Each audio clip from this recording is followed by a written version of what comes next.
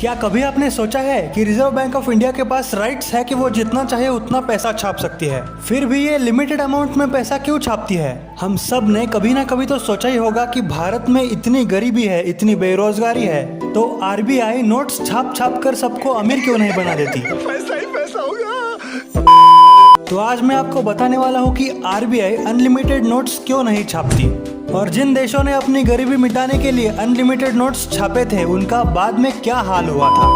भारत में currency notes की printing minimum reserve system यानी एमआरएस के आधार पर की जाती है, जिसके मुताबिक आरबीआई को हर समय मिनिमम 200 करोड़ रुपीस के एसेट्स यानी संपत्ति मेंटेन करनी होती है। इन 200 करोड़ में से 115 करोड़ रुपीस गोल्ड के रूप में और बाकी 85 करोड़ रुपीस फॉरेन करेंसी के रूप में होने चाहिए।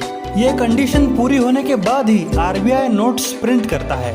नोट्स पर आरबीआई गवर्नर द्वारा उसका प्रॉमिस केवल ये अश्योर करने के लिए प्रिंटेड रहता है कि आरबीआई ने करेंसी के वैल्यू के बराबर का सोना अपने पास सुरक्षित रखा हुआ है। फॉर एग्जाम्पल, अगर आपके पास 100 रुपीस का करेंसी नोट है तो आपको उसके एक्सचेंज वैल्यू की चिंता करने की कोई जरूरत नहीं है, क्योंकि हर साल आरबीआई आपको 100 रुपीस के वैल्यू के बराबर का गोल्ड या गुड्स पे करने के लिए रिस्पॉन्सिबल है।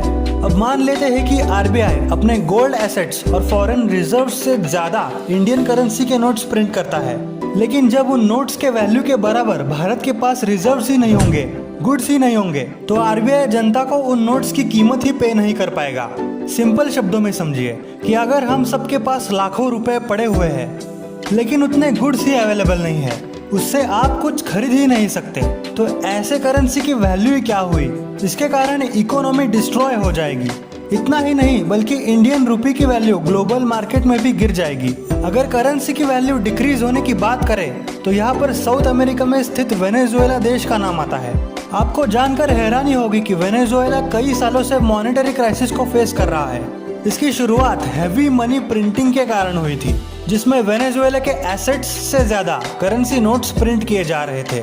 आज वेनेजुएला में 1 लाख तक के करेंसी नोट्स प्रिंटेड है, लेकिन उसकी वैल्यू कुछ भी नहीं है। इसीलिए इकोनॉमिक स्टेबिलिटी बनाए रखने के लिए आरबीआई करेंसी की वैल्यू को क्रिएट भी करता है और उसकी वैल्यू को मेंटेन भी करता है। वेनेजुएला से पहले जिम्बाब्वे का भी यही हाल हुआ था। साल 2001 में जिम्बाब्वे के प्रेसिडेंट को लगा कि उनकी कंट्री में बहुत सारे गरीब लोग हैं, तो क्यों ना हम मशीन बनाए और नोट छापना स्टार्ट कर दे और हमारी करेंसी इतनी बांट दे कि सब लोग अमीर बन जाए। तो उन्होंने इतने नोट छापे कि लोगों के पास नोट ही नोट हो गए। जिसके बाद हुआ यह कि अगर लोगों को एक ब्रेड का पैकेट भी खरीदना होता था तो उनको भर भर के नोटों के बंडल ले जाने पड़ते थे।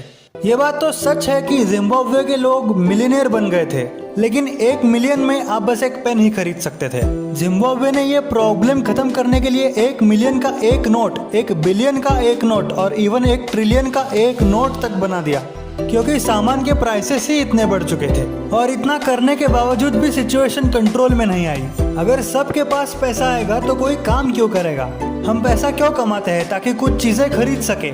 और अगर सबके पास ही पैसा आ जाए तो जो चीजें मैन्युफैक्चर करने वाले लोग हैं वो इतनी मेहनत क्यों करेंगे? चीजें उतनी ही रहेंगी और लोगों की डिमांड बढ़ जाएगी। और ये तो हम सबको पता है कि अगर सप्लाई कम है और डिमांड बढ़ती है तो ऑटोमेटिकली प्राइस बढ़ जाती है। और जिम्बाब्वे में भी यही हुआ था। उनकी सिचुएशन इतनी बिगड़ गई कि 1 जिम्बाब्वेन डॉलर की कीमत लगभग इतनी हो गई। और फाइनली उन्होंने ये डिक्लेयर कर दिया कि मार्केट में जितनी भी करेंसी है उनको जला दो, और उन्होंने बाहर की करेंसी को लीगलाइज कर दिया ताकि लोग अब बाहर की करेंसी से ही सामान खरीद सके। और 2015 में उन्होंने यूएस डॉलर को अपनी ऑफिशियल करेंसी घोषित कर दिया। तो गरीबी मिटाने के लिए अनलिमिटेड पैसा छापना ये सोल्यूशन नहीं है। गरीबी तो तब मिटेगी जब लोग अपना दिमाग यूज करके कुछ काम करेंगे, रोजगार जनरेट करेंगे और वो पैसा कमा पाएंगे। तो गाइज, आप इस टॉपिक पर क्या सोचते हो? कमेंट में जरूर बताना। अगर कुछ नया सीखने को मिला हो तो अपने दोस्तों के साथ जरूर शेयर करना, और ऐसी ही इंफॉर्मेटिव वीडियोस के लिए हमारे चैनल को सब्सक्राइब भी कर देना।